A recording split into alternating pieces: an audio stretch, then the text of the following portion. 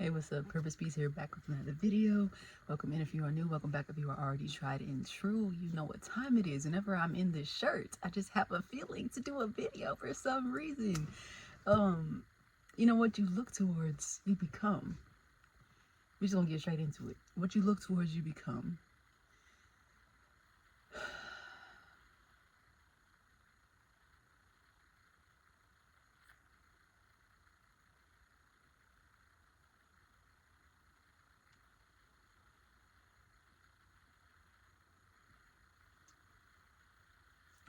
Hey, what's up there? Purpose Peace here, back with another video. I don't know what it is about this shirt, but whenever I wear it, I just have an idea. And so I wanted to discuss it here with you. Welcome in if you are new.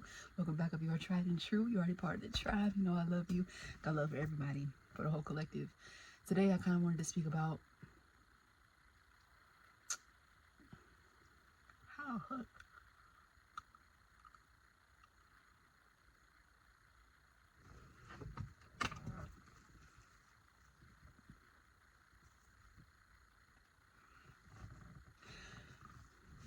Hey, what's up? Purpose Peace here, back with another video. I don't know what it is about this shirt, but I had an idea and I was like, you're wearing the same thing you wore last time, but it is what it is. Welcome in if you are new. Welcome back if you are tried and true. Today we're going to just talk about the things that really draw us, right? So what you are pulled towards is what you become. Because I hear a lot of people talking about, like, especially people who didn't have father figures, or those who did, but they just weren't the figure that they needed and they're trying to become a man. It's like they look to superheroes, or they look to different things that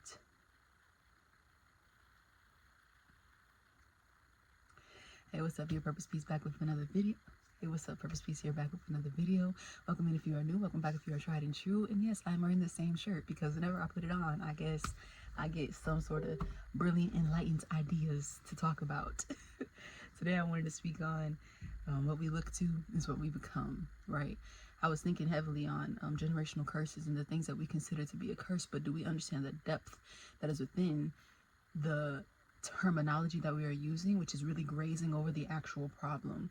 So I was noticing a pattern within the lineage that my son comes from, and those men in that area haven't had respect for women, right? And I thought it was respect for women because you didn't think that you thought your mother could have done more, or you feel like she didn't stand up for you, or this, that, the third. But really, it's respect, and it's not respect for women. It's respect for self, because I think a person who respects themselves wouldn't inflict harm upon others, right? Because that messes with their own internal integrity. But because of all the anger and the resentment and everything that is kind of burying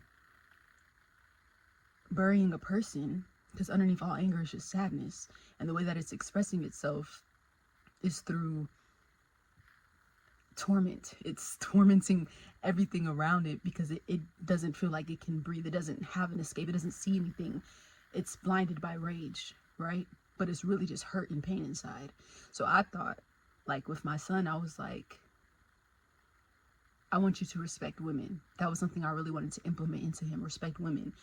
But I want him to respect himself more than anything else. Because women are just a people. Men are just a people. Animals are just beings. If you can't respect yourself, you will not respect anything around you. So the generational curse goes beyond the environment. Generational curses are probably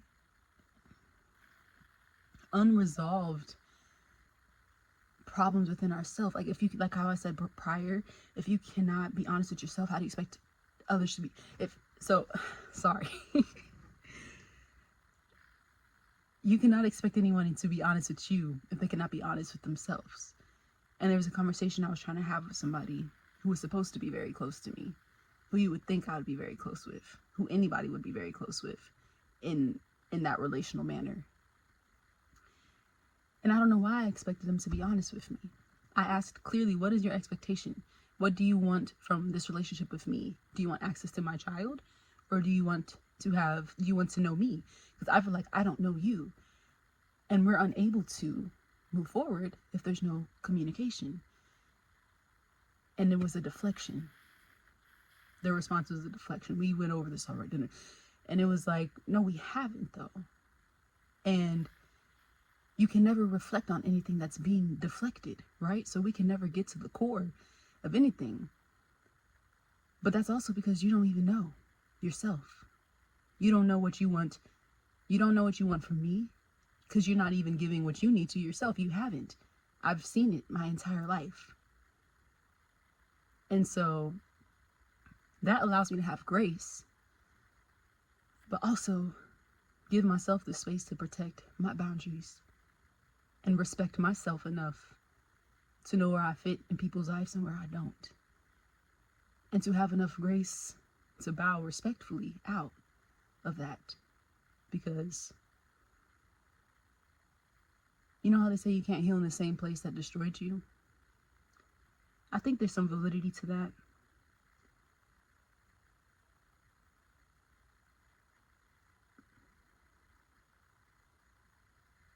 But how can you grow from something if you don't even understand what's destroying you? Like, how can you extract anything, any value, if all you are doing is feeling, right? So I think you can grow in the same environment that destroyed you, because you have to have a different sort of awareness in order to even grow in general. And how people say, like, protect your energy. You are the protector of your energy. Wherever you go, anything can penetrate you at any time. So it is your responsibility, it is your obligation to yourself to know how to cleanse, to know how to revive, right?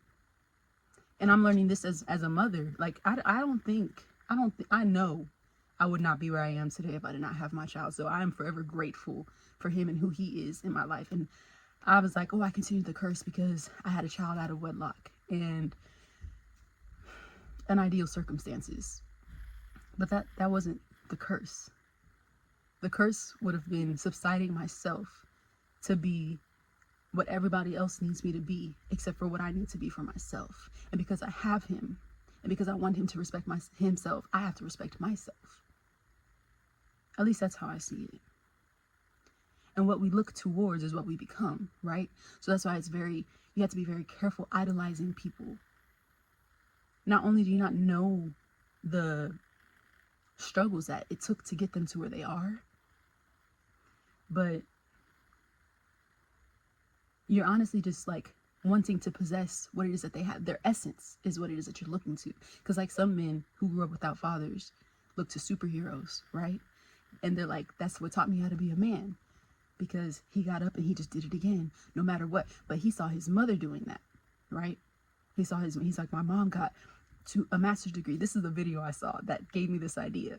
He said his mom got her master's degree with 3 kids. So why did he have a reason to quit? But he didn't look to her to be a man because she wasn't a man. She's a woman. But he sees a man never giving up what his mom did. He sees a man always getting up. They were in a shelter. She got it together. She got a good paying job. They got a house.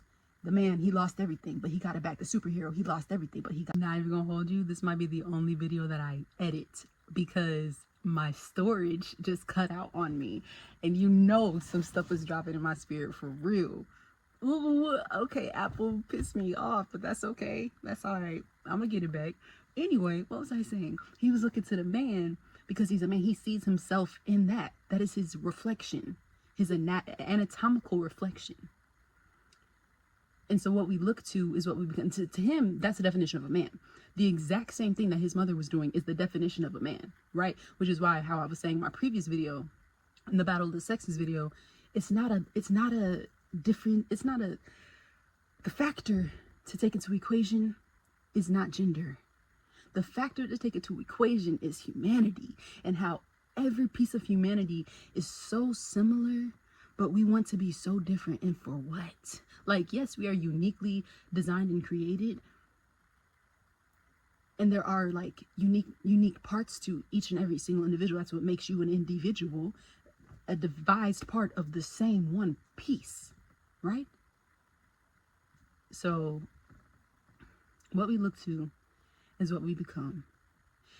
And I was looking to become the generational curse breaker in my family. I'm not going to have a kid outside of marriage. I'm not going to do this at the third. I'm going to make sure that I go to college, and I'm going to do all the things that you're supposed to do, that I thought was like, you know, going to make me look like established and not following the path of anybody else. Not to say that that's wrong. That's not wrong. And it wasn't a curse.